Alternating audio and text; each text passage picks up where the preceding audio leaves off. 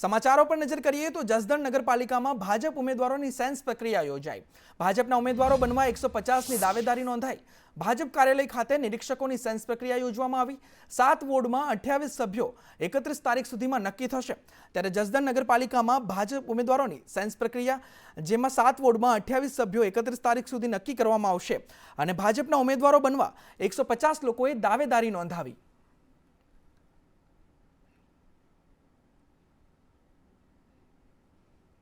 अन्य समाचार पर नजर करिए तो जेतपुर नगरपालिकाना 11 वोर्डनी 44 बेठको माटे चूंटणी योजावानी छे।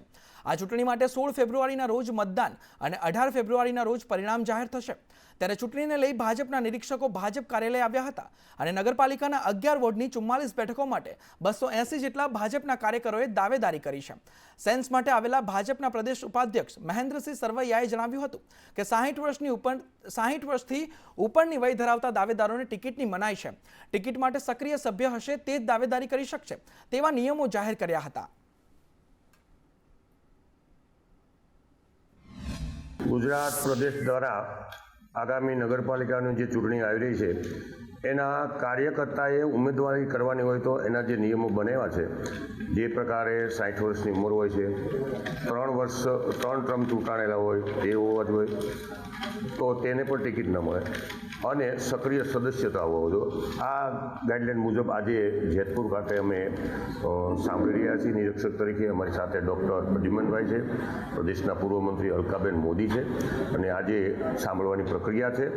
પણ તંદુરસ્ત મિત્રો બધા દાવેદારી કરે છે, પરંતુ પાર્ટી જે વિષય નક્કી કરીને આવી છે, પાર્ટી જે વિષય કીધો છે એને પાર્ટીના સમર્થનમાં પાર્ટી નક્કી કરે એના સમર્થન સાથે જ લોકોએ ઉમેદવારી કરી છે। નગરપાલિકાની ચૂંટણી જાહેર થઈ ત્યારબાદ હવે ફોર્મ ભરવાની પ્રક્રિયા હાથ ધરાઈ છે અને પાર્ટીઓએ ઉમેદવારોની સેન્સ પ્રક્રિયા હાથ ધરી છે। ત્યારે અત્યારે જેતપુર નગરપાલિકાના 11 વોર્ડના 44 બેઠકો માટે સેન્સ પ્રક્રિયા હાથ ધરાઈ છે ભાજપ દ્વારા અને અહીંયા ભાજપના પ્રદેશમાંથી આગેવાનો આવેલા છે। તેઓએ સેન્સ પ્રક્રિયા જે સંભવિત ઉમેદવારો છે, જે 44 બેઠકો માટે લગભગ 280 જેટલા દાવેદારો છે, તો આ દાવેદારોમાંથી કોને ટિકિટ મળશે તે તો હવે સંકલન સમિતિ છે તે જ નિર્ણય કરશે। હાલ તો દાવેદારો પોતાની દાવેદારી નોંધાવી દીધી છે અને પાર્ટીઓએ પણ 60 વર્ષની મર્યાદા બાંધી દીધી છે અને 3 ટર્મથી વધારે અને સક્રિય સભ્ય તેઓને ટિકિટ મળશે તેવી જાહેર કરતા અત્યારે યુવાનો છે તેમાં આનંદની લાગણી ફેલાવી છે અને જે પીઢ ઉમેદવારો છે, દાવેદારો છે, તે ક્યાંક ને ક્યાંક મન બનાવી રહ્યા છે। હિતેશ રાઠોડ, સંદેશ ન્યૂઝ, જેતપુર। अन्य समाचार पर नजर करिए तो एएमटीएस सर्विस ने लई विपक्ष नेताना एएमसी पर प्रहार। विपक्ष नेता शहजाद पठाणे प्रहार कर्या छे के एएमटीएस नहीं पण बीजेपी ट्रांसपोर्ट सर्विस छे। एएमटीएस नु बजेट कमलेमथी बनावे तो सारूं। एएमटीएस में दर वर्षे करोड़ों नुकसान थाय छे। भाजपना नेताओ कॉन्ट्राक्ट मेळवी कमाणी करे छे। एएमटीएस ना ड्राइवर दारू पीने बस चलावे छे अने अनेक लोकोना अकस्मातमां मौत पण थाय छे। त्यारे शहजाद खान पठाणे आ आक्षेपो कर्या छे।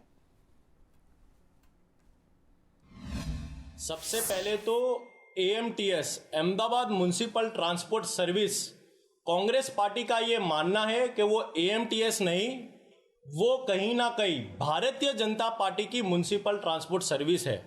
और आज जो अहमदाबाद म्युनिसिपल कॉरपोरेशन द्वारा भारतीय जनता पार्टी द्वारा जब उसका बजट एएमटीएस ऑफिस से निकाला जाता है तो कांग्रेस पार्टी का ये मानना है कि एएमटीएस का बजट एएमटीएस की ऑफिस से नहीं लेकिन कहीं ना कहीं गांधीनगर कमलम से भारतीय जनता पार्टी निकाले तो वो ज़्यादा अच्छा रहेगा, क्योंकि एएमटीएस की जो सेवा है वो सिर्फ और सिर्फ भारतीय जनता पार्टी के नेताओं को और कार्यकर्ताओं को फायदा देने के लिए है। तो अन्य समाचार पर नजर करिए तो अमदावादनी वीएस होस्पिટલનું 257 કરોડનું બજેટ રજૂ કરાયું છે। ત્યારે એએમસી વિપક્ષ નેતા શહજાદ પઠાણનું નિવેદન સામે આવ્યું છે। તેમણે કહ્યું કે છેલ્લા 4 વર્ષથી સત્તા પક્ષે 1 રૂપિયો વાપર્યો નથી। વીએસ માટે બજેટ જાહેર કરવાનો ભાજપને અધિકાર નથી। વીએસ એક સમયે લોકો માટે જીવાદોરી સમાન હતી। છેલ્લા 10 વર્ષમાં 1736 કરોડનું બજેટ રજૂ થયું। બજેટના નામે માત્ર સમય પાસ કરે છે। બજેટના નામે લોકોને ગુમરાહ કરવામાં આવી રહ્યા છે। कांग्रेस पार्टी का ये मानना है कि वीएस अस्पताल का बजट रखने का अधिकार भारतीय जनता पार्टी के पास नहीं है। पिछले 4 वर्षों से लगातार भारतीय जनता पार्टी ये वादा करती आई है कि वीएस अस्पताल का रीडेवलपमेंट किया जाएगा, उसका नवीकरण करने में आएगा, लेकिन अभी तक 1 फूटी कौड़ी भी उसके डेवलपमेंट में यूज नहीं की गई है। पिछले 10 वर्षों में भारतीय जनता पार्टी ने वीएस अस्पताल के लिए 1736 करोड़ रुपए का बजट उसके सुधारे के तौर पे रखा गया था। लेकिन आप देख सकते हो कि पिछले 10 साल में यदि 1700 करोड़ से अधिक का budget Bharatiya Janata party VS अस्पताल के लिए रखती हो और वीएस अस्पताल की इस प्रकार की परिस्थिति यदि दिखाई देती हो तो ये साफ बताया जा सकता है कि अहमदाबाद म्युनिसिपल कॉरपोरेशन में भारतीय जनता पार्टी वीएस अस्पताल के नाम पर अहमदाबाद शहर की जनता को गुमराह कर रही है। તો આ તરફ એએમટીએસનું 705 કરોડ રૂપિયાનું બજેટ મંજૂર કરવામાં આવ્યું છે। આગામી વર્ષમાં 445 નવી એસી બસનો થશે સમાવેશ। 4 નવી ડબલ ડેકર બસનો પણ ઉમેરો કરાશે। વિધવા બહેનોને ટિકિટમાં 50% રાહતની જાહેરાત પણ કરવામાં આવી છે। ધોરણ 10 બાદ વિદ્યાર્થીઓને 85% રાહતની જાહેરાત કરવામાં આવી છે। રિંગ રોડ પર નાઇટ પાર્કિંગ માટે 6 ટર્મિનલ બનશે। 12 કરોડના ખર્ચે નવા ટર્મિનલ પણ બનાવવામાં આવશે। 16મા નાણાં પંચમાંથી ગ્રાન્ટમાંથી 8 કરોડની મેળવી કુલ 4 ઇલેક્ટ્રિક ડબલ ડેકર એસી બસ લેવાની આયોજન કરેલ છે। શ્રાવણ માસના અંદર જે શનિ રવિ અને સ્પેશિયલ બસો મૂકીએ છીએ આપણે શ્રાવણ મહિનામાં, એ પ્રમાણે આ વખત શનિવાર અને રવિવાર ધાર્મિક પ્રવાસનું આયોજન બી આપણે કરવામાં આવશે। અમદાવાદ શહેરમાં ધોરણ 10 પછી સ્કૂલમાં અભ્યાસ કરતી વિદ્યાર્થીનીઓ માટે ટિકિટ દરમાં 85% ડિસ્કાઉન્ટ આપવાનું આ વખત ઠરાવેલ છે। આમ કુલ મૂકેલ જે બજેટ હતું કમિશનરનું એ 682 હતું, એમાં ઉમેરો કરી 23 કરોડનો ઉમેરો કર્યો છે અને ટોટલ 7500નું બજેટ કરેલ છે, 705 કરોડનું। તો આ તરફ અમદાવાદમાં એમજે લાઇબ્રેરી માટે પણ બજેટ મંજૂર કરવામાં આવ્યું છે। એમજે લાઇબ્રેરી માટે 22.76 કરોડનું બજેટ મંજૂર કરાયું છે। લાઇબ્રેરીને એસી બનાવવા માટે 1.30 કરોડની ફાળવણી કરવામાં આવી છે। રિનોવેશન માટે 75 લાખની ફાળવણી કરવામાં આવી છે। વાઈફાઈ કનેક્ટિવિટી માટે 15 લાખની ફાળવણી કરાઈ છે। એમજે લાઇબ્રેરીમાં કેન્ટીન બનાવવા માટે 10 લાખ રૂપિયા ફાળવવામાં આવ્યા છે। વ્યવસ્થાપક મંડળ દ્વારા માજે પુસ્તકાલયનું 20 કરોડ 5,75,000નું ડ્રાફ્ટ બજેટ રજૂ કરવામાં આવેલું। આજની મળેલી બેઠકની અંદર તેમાં સુધારા વધારા કરવામાં આવ્યા છે અને એમાં 2 કરોડ 71 લાખના નવીન આયોજનો ઉમેરવામાં આવેલા છે। આમ બજેટનું કુલ ખર્ચ છે એ 2 કરોડ ઉમેરતા આપણે વાત કરીએ કે ભાઈ 22 કરોડ 76,75,000નું આ બજેટ એમજે લાઇબ્રેરીનું મંજૂર કરવામાં આવ્યું છે। શેઠ માણેકલાલ જેઠાલાલ પુસ્તકાલય વર્ષો જૂનું આ એક અમદાવાદનું નહીં, ગુજરાતનું નહીં અને મોટામાં મોટું એક પુસ્તકાલય છે, જેની શરૂઆત આદરણીય ગાંધીજી રાષ્ટ્રપિતા અને સરદાર વલ્લભભાઈ પટેલ આ બંનેનું અંદર યોગદાન રહેલું છે। આ જે બિલ્ડિંગ છે જે ધીમે ધીમે આપણે વાત કરીએ કે ગરમીની માત્રા વધતી જાય છે, તો આ જે પુસ્તકાલય છે એનું વાતાનુકૂલિત બનાવવા માટે લગભગ 1 કરોડ 30 લાખ 130 લાખનું આયોજન કરવામાં આવ્યું છે। વાત વડોદરાની કરીએ તો આવતીકાલે વડોદરા મહાનગરપાલિકાનું બજેટ રજૂ થશે। 6000 કરોડથી વધુનું બજેટ રજૂ થાય તેવી સંભાવના છે। આ વર્ષે નાગરિકો પર કરબોજ વધે તેવી પણ શક્યતા સેવાઈ રહી છે। બજેટને લઈ વડોદરાવાસીઓની પ્રતિક્રિયા સામે આવી છે। તેઓએ કહ્યું કે નાગરિકોને મૂળભૂત સુવિધા આપવામાં નિષ્ફળ છે। વડોદરાને પૂરથી બચાવે તેવા બજેટની જરૂર છે। આવતીકાલે વડોદરા મહાનગરપાલિકા રેકોર્ડ બ્રેક 6000 કરોડથી વધુનું બજેટ રજૂ કરવાના છે અને આ વખતે કરબોરી વધવાની શક્યતાઓ છે, સંભાવનાઓ છે। ત્યારે વડોદરાવાસીઓ શું ઈચ્છી રહ્યા છે કે નવા બજેટમાં શું હોવું જોઈએ, શું નવું થવું જોઈએ, તે અંગે ચર્ચા કરીશું તેમની સાથે। કમલેશભાઈ, આવતીકાલે બજેટ રજૂ થશે, પરંતુ એક સામાન્ય માણસને જરૂર શું છે? કારણ કે દિવા સ્વપ્ન તો બતાવતું આવ્યું છે પાલિકા, શું જોઈએ છે ખરેખર? ચોક્કસથી વડોદરા શહેરની અંદર નળ ગટર ને પાણીની વ્યવસ્થામાં પુષ્કળ પ્રમાણમાં ભ્રષ્ટાચાર થયો છે અને બજેટની અંદર જ્યારે કહેવાય છે કે જ્યારે બજેટ પાસ થતું હોય છે, બજેટ મંજૂર થતું હોય છે, ત્યારે તમે જોશો કે અનેક બ્રિજોની જાહેરાત કરવામાં આવે છે, બાગ બગીચાની જાહેરાત કરવામાં આવે છે, સાથે સાથે અનેક રીતની જાહેરાતો તો કરવામાં આવે છે, પરંતુ એ જાહેરાતો ઓનલી લોલીપોપ સમાન હોય છે। નાગરિકોને વાયદા વચનો વાર્તા આપનાર આ સત્તાધારી પક્ષને અમારી અપીલ છે કે જે બજેટ રજૂ થાય છે બજેટ પ્રમાણે કામ થતું નથી। મૂળભૂત માળખાકીય સુવિધાઓ વડોદરા શહેરની છે જેની અંદર પાણી અને ડ્રેનેજ આ બહુ મોટો પ્રશ્ન છે. બીજી બાજુ વરસાદી ગટરો, વડોદરા શહેર વરસાદ આવે એટલે લગભગ વડોદરા શહેરનો 60% વિસ્તાર ડૂબાણમાં જાય છે અને આ વર્ષે ગત વર્ષે તો 2 વખત એવું થઈ ગયું. એટલે વડોદરા શહેરમાં જે માળખાકીય સુવિધાઓ છે એના પર ફોકસ વધારે કરવાની જરૂર છે. ટ્રાફિકની સમસ્યા છે, બ્રિજ બનાવવા જોઈએ, પણ એની ગતિ એટલી બધી ન હોવી જોઈએ કે પછી બ્રિજ બનાવવાની અંદર આખું વડોદરા શહેર પાણીમાં ડૂબી જાય અને તમે ખાલી બ્રિજ બનાવવામાં વ્યસ્ત રહી જાઓ. એક બાજુ વડોદરા શહેરના જે આ શાસકો જે પીવાનું પાણી ચોખ્ખું આપી નથી શકતા, જે રસ્તા છે એ રસ્તા એક 6 મહિના 1 વર્ષ બની ગયા હોય છે અને એને પાછું તોડીને પાછા નવા બનાવે છે. એટલે વડોદરા શહેરના અમને નાગરિકોને જે વડોદરા શહેર છે એને મલ્ટી લેવલ પાર્કિંગની સુવિધા મળવી જોઈએ. પાયાની વાત કરીએ તો રોડ રસ્તા તો છે જ નથી, વારંવાર ખોદી નાખે છે, અકસ્માત થાય છે. રોડ પર જો તો લારી ગલ્લા જોવા મળે છે, લારી ઉઠાઈ લે છે ગરીબ માણસોની, 2500-3000નો દંડ કરે છે. સરકાર પાછી લોન એમને જ આપે છે અને લોન પાછા એમના પાસેથી વસૂલ કરે છે લારી ગલ્લા ઉઠાવીને, તો લોન ભરશે ક્યાંથી? એટલે આત્મહત્યાનો પ્રયાસો બને છે. 4 દરવાજા એટલે કોઈક બહારનો વ્યક્તિ આવે એટલે પેલેસ અને 4 દરવાજા જોવા આવે અને એનું ઐતિહાસિક એ છે. તમે 4 દરવાજામાં જોવા જાઓ તો રહેનારા લોકો કેટલા છે? બધું ખાલી થઈ ગયું. 4 દરવાજા ખાલી નામનું થઈ ગયું છે. અને આ 7:30 વાગે રિક્ષા બંધ કરાવવાની મધ્યમ વર્ગ લોકોની, એ કોઈ એનો સમસ્યાનો હલ નથી. અમદાવાદ, મેટ્રો સિટી, સુરત જુઓ, ત્યાં આગળ કોઈ આવું 4 દરવાજા આ લોકોથી વડોદરા નહીં હચવાતું, તો બીજું તો ક્યાં હાચવવાનું? તો આવતીકાલે જે બજેટ રજૂ કરશે તેમાં શું પોકળ દાવાઓ કરવામાં આવે છે કે પછી કોઈ નક્કર નિરાકરણ આવે છે તે જોવું રહ્યું. કેમેરા પર્સન નિકેશ વળાન સાથે કુણાલ શર્મા, સંદેશ ન્યૂઝ, વડોદરા. તો વાત સુરતની કરીએ તો હીરા ઉપરાંત કાપડ ક્ષેત્રે પ્રખ્યાત સુરતમાં લહેંગાનું આર્ટિસ્ટિક ઉત્પાદન વધવા માંડ્યું છે. લગ્નસરાની સિઝન દરમિયાન બીજા રાજ્યોમાંથી મોટા પ્રમાણમાં વેપારીઓ લહેંગાની ખરીદી માટે સુરત આવે છે. સુરતમાં બનતા 1500થી લઈને 50,000ની કિંમત સુધીના લહેંગાની ભારે ડિમાન્ડ રહે છે. દેશમાં જ નહીં વિદેશમાં પણ સુરતના લહેંગાની ખૂબ ડિમાન્ડ જોવા મળે છે. સુરતમાંથી હોલસેલમાં લહેંગાની ડિલિવરી લેનારા બહારના રાજ્યોના વેપારી સારો એવો ભાવ લઈ ત્યાંના માર્કેટમાં લહેંગાનું વેચાણ કરે છે. टीवी सीरियल तो देखो ऐसा हो गया कि आजकल इंटरनेट बहुत बढ़ गया है, तो लोगों को बहुत पता चल गया है कि कौन सी चीज़ कहाँ मिल रही है. तो उस हिसाब से सूरत सबको पता चल गया बेस्ट जगह थी साड़ी के लिए. बट उनको ये भी पता चल गया कि नाउ डेज डिज़ाइनर साड़ियाँ बहुत बन रही है, लहंगे बन रहे हैं.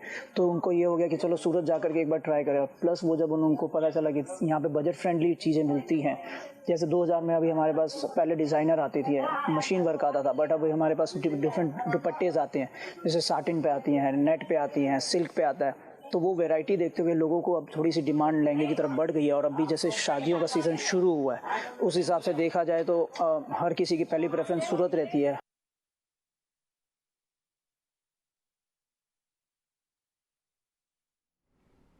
તો આ તરફ લખતર ખાતે તાલુકા પંચાયત મીટિંગ હોલમાં આયોજન અને એટીવીટીની બેઠક મળી હતી. આ બેઠકમાં આયોજનના 1 કરોડ અને એટીવીટીના 1 કરોડ એમ મળીને 2 કરોડના વિકાસ કાર્યોને મંજૂરી આપવામાં આવી હતી, જેમાં 66.50 લાખના 15% કામ, અંગૂભૂત યોજનાના અને અનુસૂચિત વિસ્તારો માટે 20 લાખ રૂપિયાના તેમજ ખાસ પછાત વિસ્તારો માટે 11 લાખના વિકાસ કામોને મંજૂરી મળી હતી. આ બેઠકમાં લખતર દશાળા ધારાસભ્ય પી.કે. પરમાર પર ઉપસ્થિત રહ્યા હતા.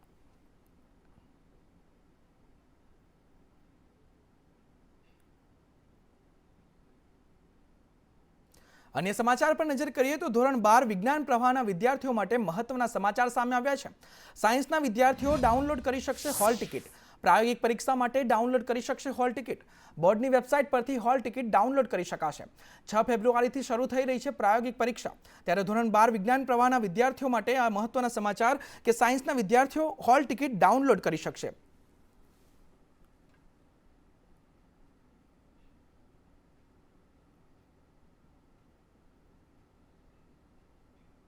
અન્ય સમાચાર પર નજર કરીએ તો આણંદની આનંદાલય વિદ્યાલયમાં નિયમો વિરુદ્ધ ચાલતી પ્રવૃત્તિના વિરોધમાં વાલીઓ દ્વારા હોબાળો કરવામાં આવ્યો હતો.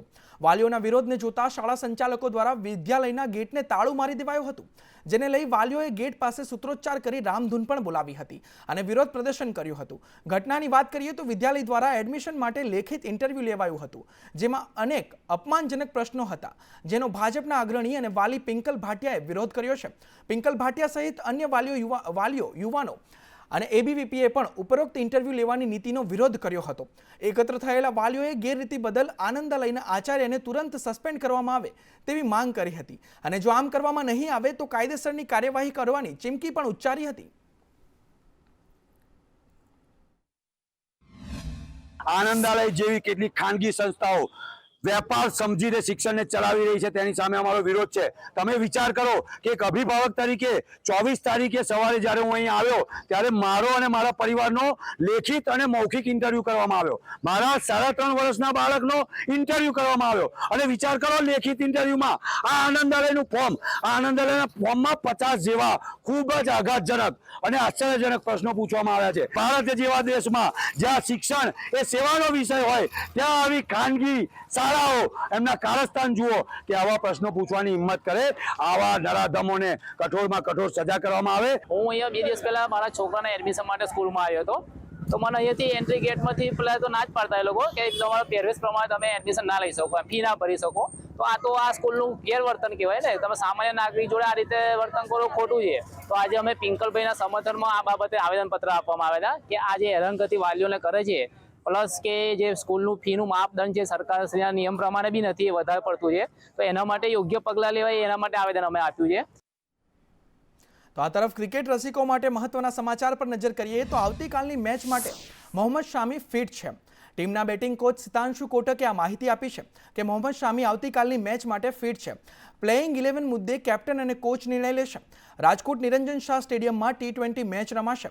મેચને લઈને ભારતીય ટીમે નેટ પ્રેક્ટિસ પણ કરી. 5 મેચની સિરીઝમાં ભારત 2-0થી આગળ છે. મેચને લઈને રાજકોટમાં ચુસ્ત બંદોબસ્ત પણ ગોઠવાયો છે. ત્યારે સિતાંશુ કોટકે આ માહિતી આપી છે કે આવતીકાલની મેચ માટે મોહમ્મદ શામી ફિટ છે.